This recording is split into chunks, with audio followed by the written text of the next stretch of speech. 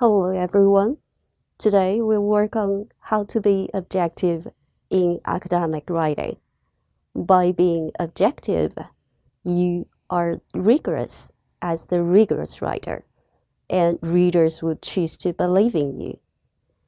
We'll cover the difference between objectivity and subjectivity, being objective in language, and being objective to communicate a message. Let's first look at the difference between objectivity and subjectivity. We read, watch, or listen to news reports. We don't just find out about news from random individuals. Why not? Because journalists' job is to report objectively on what happens at home or abroad. Core principles of journalism include truth and impartiality. Let's have a glimpse at journalist ethics. Objectivity and subjectivity differ in the nature of the ideas and in the way ideas are presented. Subjective information is generally a viewpoint from an individual. It could be a bias, regardless of the information it provides. Objective information is supposed to be completely unbiased. Attitude from the writer or speaker must be taken out of the picture. Objective presenters of information do not convey their feelings or judgment in relation to that information. Think again about the newspaper or newsfeed elsewhere. Reporters' reports are supposed to be at a high level of objectivity where facts are presented.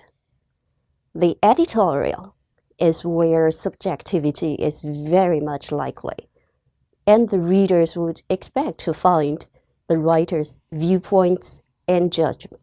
Objectivity is one of the goals in scientific research.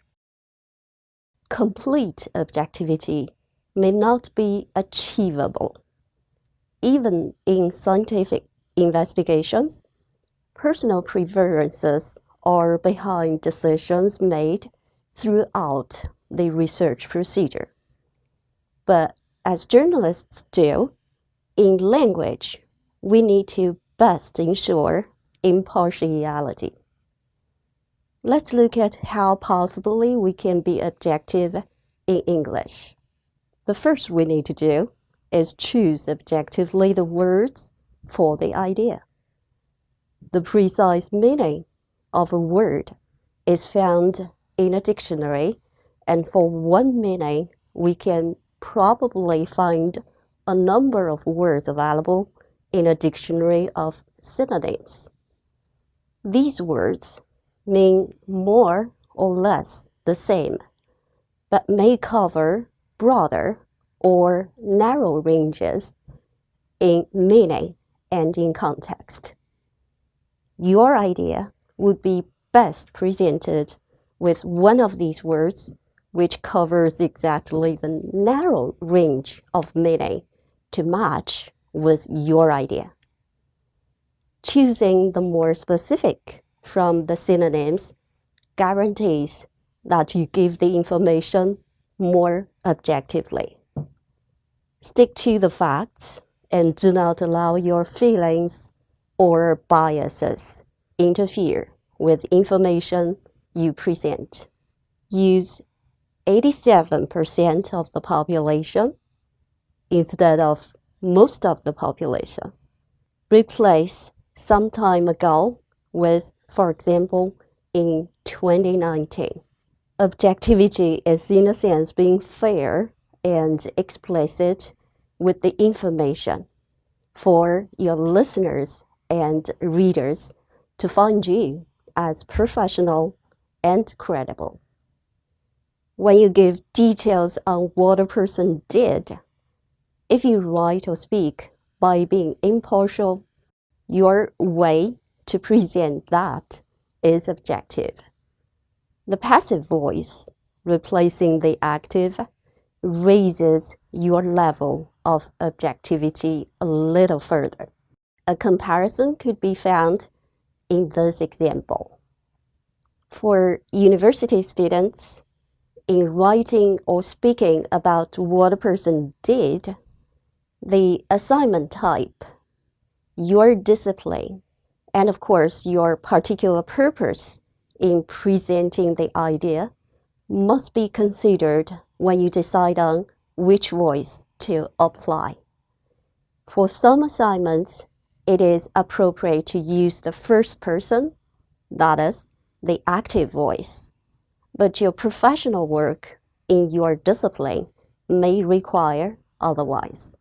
Mixture of the two voices could be one way to enrich variety in your language in case you need to avoid repeating the use of one of them.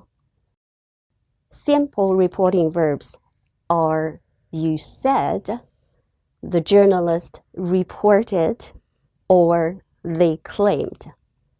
And such verbs vary in their strength, being neutral, tentative, or strong, as illustrated in the table.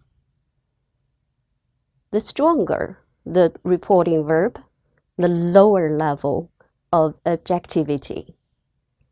When we present others' ideas in the way we think they hold it, the strength of the reporting verb must be carefully handled in order for the highest level of objectivity, especially in cases of scientific research.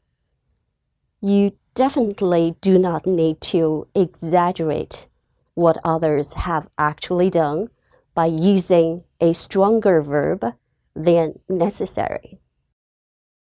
You surely would like your readers or listeners to get your message effectively, and further work on your message could make it objective enough for the purpose. A thing or a concept, not a person, is more frequently found as the subject in a sentence in English than in Chinese. Did you ever recite the passage with the first sentence in it? The scenario would be different if the sentence starts as in the second one. In an English sentence, the noun and the verb may have to go in a collocation, that is, one particular noun as the subject going together habitually with one particular verb. And the same can be found between verbs and nouns, adjectives and nouns, etc. Collocations work, in a sense, on the basis of their own mechanism, and you must figure out how specific parts of the idea logically interact with each other. In this sentence, carbon dioxide emissions would be less rational than greenhouse gas emissions, because in the case of just one gas, the term would have been in the singular form. Most of them does not make much sense if only one gas is the topic, and in most cases would be better for the idea. Such objectivity is critical in presenting statistical ideas and can only be reached when the scientific ideas have been worked out and when appropriate collocations are applied. Numerous Chinese learners of English said to their teachers or foreigners they met, at least for one time, "My English is poor," or anything that means about the same. The foreigners would generally respond as if they think that remark is an exaggeration, and they actually do think of it as an exaggeration. Whether or not an individual's English is poor is an evaluation, and the average English speaker would be unwilling to evaluate that in most cases. They themselves would have said, "I speak a little English," which is more a fact than a comment. Learners of the English language need to research on the English culture, history, and so on. Learning a language is never just to learn the language itself. Make sure that the language indeed objectively convey your intention. What would actually be said when you intend to say, "I have something to do tomorrow," as literally translated from Chinese, 我明天有事儿，没空. I'm sure you would find various ways for your listeners to get that message in English. Subjective language is used for opinions, beliefs, emotions, evaluation, and judgment, which are often disputed or could be disapproved later, rather than on information that can be tested as true. Being subjective is to be personal. Presenting information in an objective manner, you must put aside personal biases and base information on sound evidence, and must be impartial. Being objective in language is to be fair and accurate, and hence shows respect for the views of others. Do you think you could try right away with some of the tips from this unit on being objective in language use? Thank you very much.